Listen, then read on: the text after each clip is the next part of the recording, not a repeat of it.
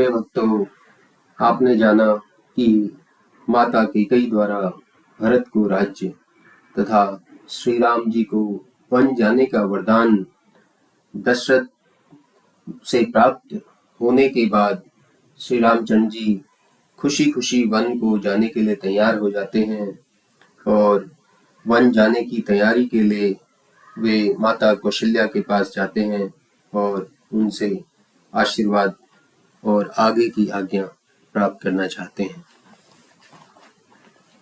रघुकुल तिलक जोरी दो हाथा, मुदित मातु पद नायम माथा, तीन आशीष लाई उरलीन्हि, भूषण बसन निछावरी कीन्हि। तब माता के निकट पहुंचकर श्री रामचंद्र जी ने माता कौशल्या के पैरों पर सिर नवाया। माता ने आशीर्वाद देकर हृदय से लगा लिया और गहने तथा कपड़े निछावर किए। माता कौशल्या बार बार श्री राम जी का मुंह चूमती है, शरीर में रोमांच हो गया। फिर उन्होंने राम जी को हृदय से लगा लिया। उनका प्रेम और आनंद कुछ कहा नहीं जाता, मानो दरिद्र को कुबेर का पद मिल गया। फिर राम जी का सुंदर मुख देखकर माता कौशल्या यह मीठे वचन बोली, हे तात, कहो माता बलिहारी जाती है, वह कल्याण करने वाली राज्याभिषेक की मुहूर्त कब है, जो पुण्यशील और सुख की सुंदर सीमा तथा संसार में जन्म पाने की पूर्ण अवधि है। जिस लग्न को सब स्त्री पुरुष चाहते हैं और उस लग्न में तुम्हारा राज्याभिषेक देखने के लिए इतने व्याकुल हैं, जैसे प्यासे पपीहरी पपीहा स्वाति नक्षत्र की बूंद को चाहते हैं। हे तात, मैं बलि जाऊं, तुम जल्दी जाकर नहा आओ और जो कुछ मन चाहे कुछ मीठा पकवान खाओ। तब पिता के पास जाओ। माता ने प्रेमवश ऐसे वचन कहे। तब माता के अति अनुकूल वचन सुन प्रभु प्रसन्न हुए, मानो स्नेह रूपी कल्प वृक्ष के फूल झड़ रहे हों। प्रभु का मन रूप भ्रमर राज्य लक्ष्मी के सुख रूपी पराग को देखकर भी मोहित नहीं हुआ। राम जी धर्म धुरंधर हैं, सो धर्म की गति को जानकर प्रभु ने बहुत मीठी वाणी में माता से कहा कि हे माता जी, मुझे पिता ने वन का राज्य दिया है, जहां जाने से मेरा बड़ा कार्य सिद्ध होगा। हे माता, प्रसन्न चित्त होकर मुझे आज्ञा दो, जिससे बन जाते हुए मुझे आनंद रहे। हे माँ, स्नेहवश होकर भूल से भी मत डरना। आपकी कृपा से मुझे सब प्रकार आनंद होगा। 14 वर्ष तक वन में निवास कर पिता के वचन को पूरा कर फिर आकर मैं आपके चरणों का दर्शन करूंगा। आप मन में किसी बात का खेद मत करना। प्रभु के विनीत और मधुर वचन माता के हृदय में बाण से लगे और उनका हृदय कांप उठा। वह उस शीतल वाणी को भी सुनकर ऐसी सहम गई, मानो जवास पर वर्षा ऋतु का जल पड़ गया हो। कौशल्या के हृदय की ग्लानि कुछ कहने में नहीं आती, मानो सिंह की गर्जन सुन हथनी सहम गई हो। नेत्रों से नीर बह रहा है, शरीर कांपता है, मानो मछली को वर्षा ऋतु का प्रथम जल लग गया है। फिर कौशल्या धीरज धर पुत्र के मुख कमल को देख गदगद कंठ से कहने लगी कि हे तात, तुम पिता को प्राण से प्यारे हो, जो तुम्हारे चरित्र को देखकर सर्वदा प्रसन्न होते थे। तुमको तो राज तिलक देने को कहे थे, फिर वन में जाने के लिए किस अपराध से कहा। हे तात, सच कहो कि आज इस सूर्यवंश रूप कमल को जलाने के लिए अग्नि रूप कौन हुआ है। तब प्रभु का रूप देखकर मंत्री के पुत्र ने उसका कारण समझाकर कौशल्या से कहा। सो प्रसंग सुनते ही कौशल्या गूंगी की तरह रह गई। उनकी दशा कुछ कही नहीं जाती। कौशल्या न तो राम जी को रख सकती है, न जाने को कह सकती है। दोनों तरफ से उनके हृदय में अति दारुण दाह है। विधाता की गति जानी नहीं जाती, जो सबके लिए सर्वदा खड़ी रहती है। कौशल्या की बुद्धि को धर्म और स्नेह दोनों ने घेर लिया। सांप छुछुंदर की गति हो गई। यदि रोक कर पुत्र को रखूं तो इससे धर्म जाता है और भाई से विरोध होता है। और यदि वन में जाने को कहूं तो उससे भी बड़ी हानि है। रानी संकट के सोच में विवश हो गई। फिर वह सियानी स्त्री धर्म को समझ राम और भरत दोनों पुत्रों को बराबर जानकर फिर बड़े धैर्य और स्वभाव से यह मधुर वचन बोली कि हे तात, मैं बलि जाऊं, तुम भले जाओ, तुमने यह बहुत अच्छा किया, क्योंकि पिता की आज्ञा का पालन ही सब धर्मों में मुख्य है।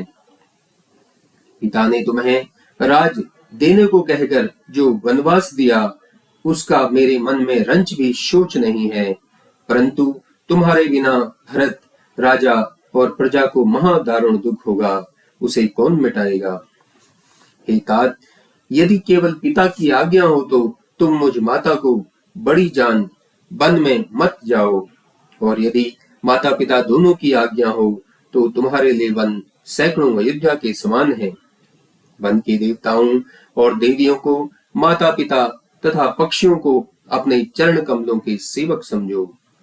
राजा को अंत में तो वन में जाना ही चाहिए, परंतु तुम्हारी अवस्था देखकर दुख होता है। अहो, आज वन भाग्यशाली है और अयोध्या भाग्यहीन है कि जिसको तुमने त्याग दिया।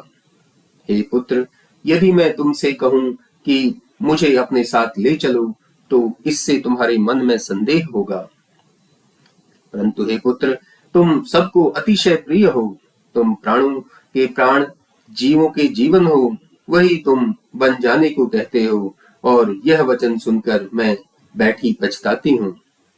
इन बातों को विचार कर, झूठा स्नेह बढ़ाकर मैं तुमसे कुछ हठ नहीं करती, परंतु माता के नाते को जानकर मेरी सुरति बिसार न देना। हे पुत्र, देवता और पितर सब तुम्हारी पलक की समान रक्षा करें। हे धर्म धुरंधर राम, तुम दया की खान हो, जिसमें 14 वर्ष वनवास की अवधि जल है और प्यारा परिवार मछली है। ऐसा विचार कर वही उपाय करो कि जिस तरह सबके जीते जी आ मिलो। हे पुत्र, तुम जन परिजन और नगर को अनाथ करके आनंद से जाओ। आज सबके पुण्य का फल नष्ट हो गया है, कराल काल विपरीत हो गया है। इस तरह विलाप करती हुई कौशल्या अपने को परम अभागिनी समझकर राम के चरणों में लिपट गई। कौशल्या के हृदय में जो दारुण दुख व्यापा, वह कहने में नहीं आता। श्री रामचंद्र जी ने माता को उठाकर हृदय से लगाया और कोमल वचन कहकर बहुत समझाया। उसी समय सीता वनवास का समाचार सुन अकुला कर उठी और कौशल्या के निकट जा सासू के चरणों में प्रणाम कर सिर झुका के समीप बैठ गई। कौशल्या ने कोमल वाणी से आशीर्वाद दिया और अति सुकुमार देखकर व्याकुल हो गई। सीता सोच करती सास के पास बैठ गई, जो रूप की राशि और पति प्रेम में पवित्र थी। प्राणनाथ वन में जाना चाहते हैं, अब किस पुण्य से साथ चलना होवे। क्या शरीर और प्राण दोनों प्रभु के साथ जाएंगे कि अकेला प्राण ही।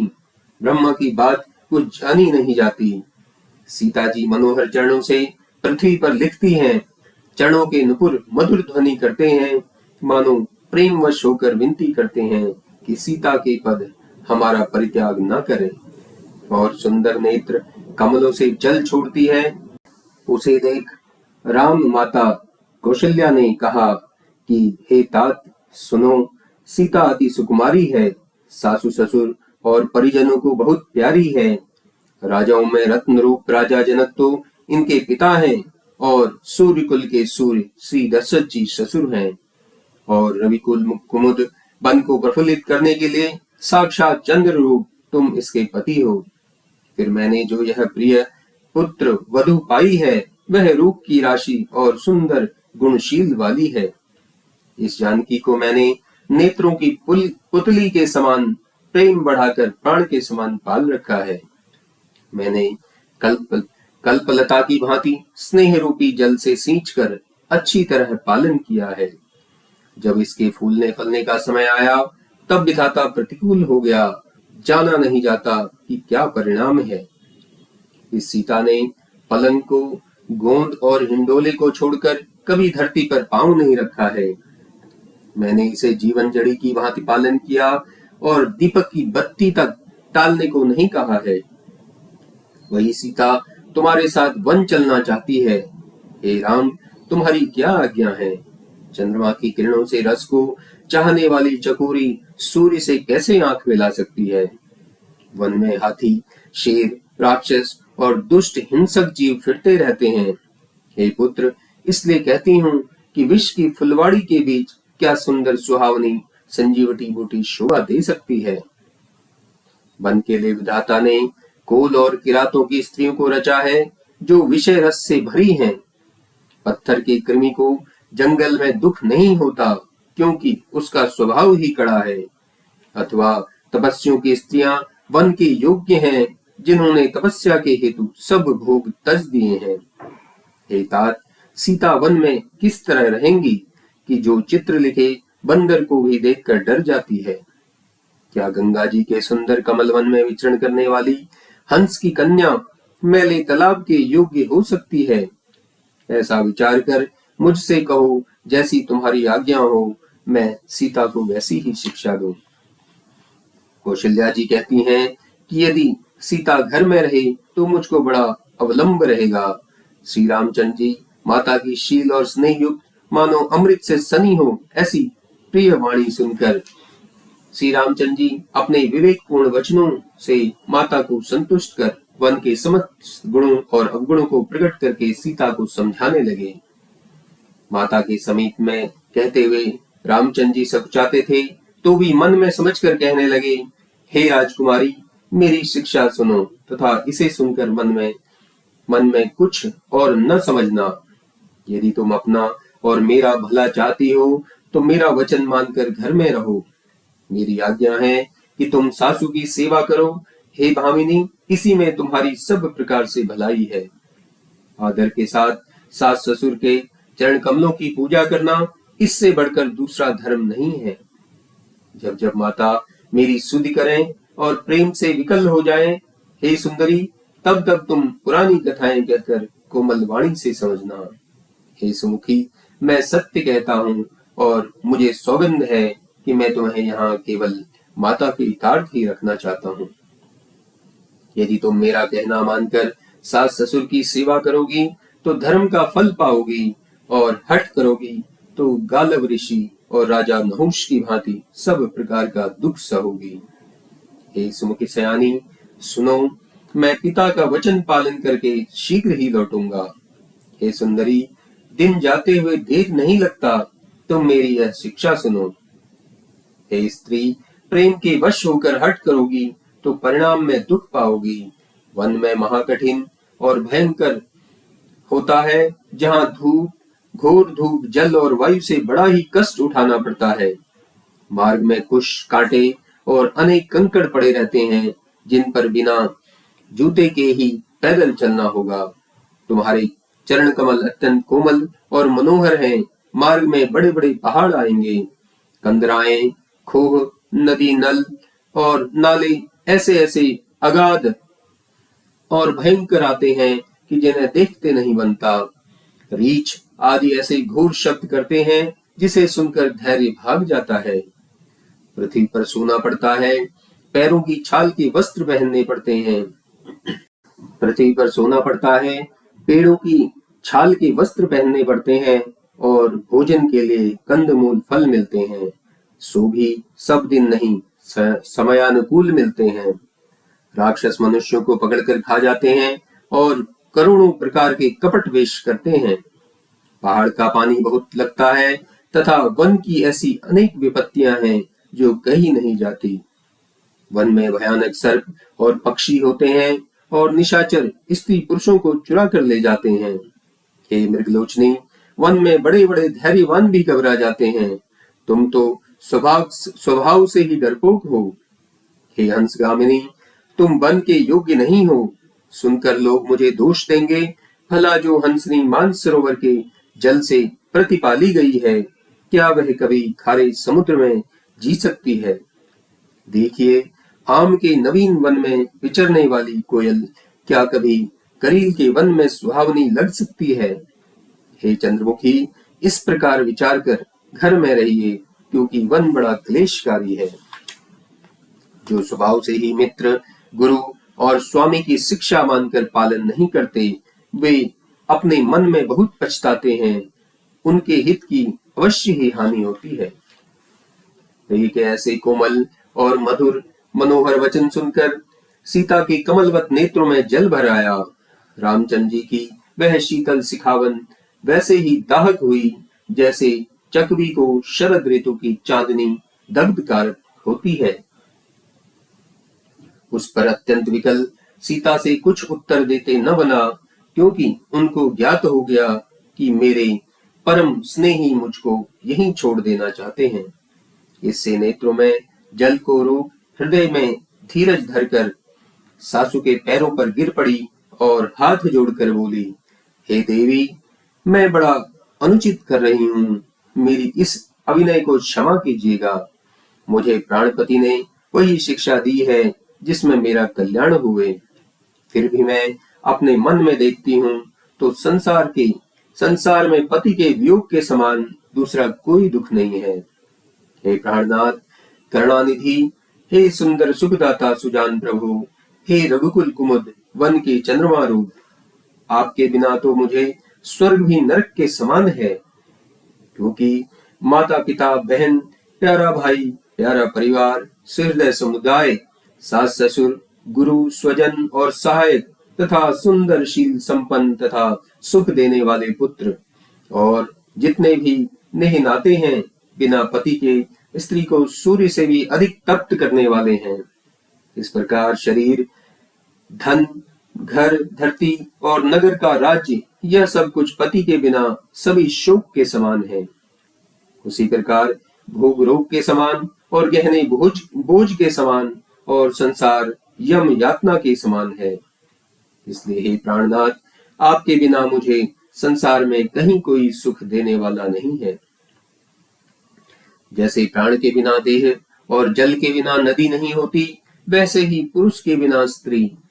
हे नाथ, चंद्रमा के समान आपका मुख देखते रहने से ही मुझे सारे सुख आपके साथ में ही मिलेंगे। हे नाथ, आपके साथ रहने में पक्षियों और मृगों को ही मैं अपना परिजन कुटुंबी समझूंगी और वन को ही नगर तथा वलकल को रेशमी वस्त्र तथा कुटिया को ही स्वर्ग के समान समझूंगी। उदार बंदेगी और बंदेव ही सास ससुर के समान मेरा पालन करेंगे। कुश की पत्तों की साथ को ही आपके साथ कामदेव की तोषक के समान शोभायमान होगी और कंदमूल फल अमृत के समान भोजन होंगे और पहाड़ अयोध्या के राजमहल के समान सुखदायी होगा। क्षण क्षण में आपके चरण कमलों को देखकर मैं प्रसन्न रहूंगी। हे नाथ, आपने वन में बहुत दुख कहे हैं जो भय, शोक और क्लेश से भरे हैं, परंतु हे कृपा निधान, सब मिलकर भी आपके वियोग के बराबर नहीं है। अस्तु हे ज्ञान शिरोमणि, ऐसा मन में जानकर मुझको अपने ही साथ ले चलिए और यहाँ मत छोड़िए। हे स्वामी, आपकी बहुत सी क्या विनती करूं, क्योंकि आप करुणामय और अंतर्यामी हैं। हे दीन बंधो, हे सुख के देने वाले, यदि अयोध्या में इस अवधि तक मुझे रखेंगे तो हे शील और स्नेह के निधान, तब तक मेरे प्राणों को यहाँ रहते हुए न पावेंगे। मार्ग में चलते हुए मैं क्षण क्षण में आपके चरण कमलों को रखूंगी। हे प्रियतम, मैं सब प्रकार से आपकी सेवा ही करूंगी, जिससे रास्ते की सारी थकावट दूर हो जाएगी। फिर जब मैं आपका चरण धोकर वृक्ष की छाया में बैठकर प्रसन्न मन से आपको वायु करूंगी, तब हे स्वामी, जो श्रम कण सहित आपके श्याम शरीर को देखकर मुझे दुख कहाँ रहेगा। फिर समतल भूमि पर वृक्ष के पत्ते बिछाकर यही दासी रात भर आपके पांव दबाती हुई इस मधुर मूर्ति का बार बार दर्शन करेगी, जिससे मुझे तप्त वायु नहीं लगेगी। प्रभु के साथ रहते हुए मुझ सिंगनी की ओर कौन आंख उठाकर देख सकता है? क्या मैं सुकुमारी हूँ और आप वन जाने के योग्य हैं? क्या आप तप करें और मैं भोग भोगूं, यह उचित है? यदि ऐसी कठोर बातें सुनकर भी मेरा हृदय न पिघला, तो निश्चय ही प्रभु के वियोग का कठिन दुख सहन करने योग्य मेरे ये नीच प्राण हैं।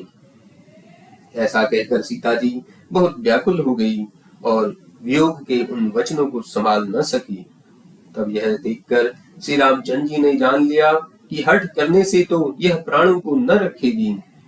इस कारण सूर्यकुल के कृपालु श्री रामचंद्र जी ने कहा कि अब चिंता छोड़कर साथ में वन को चलो।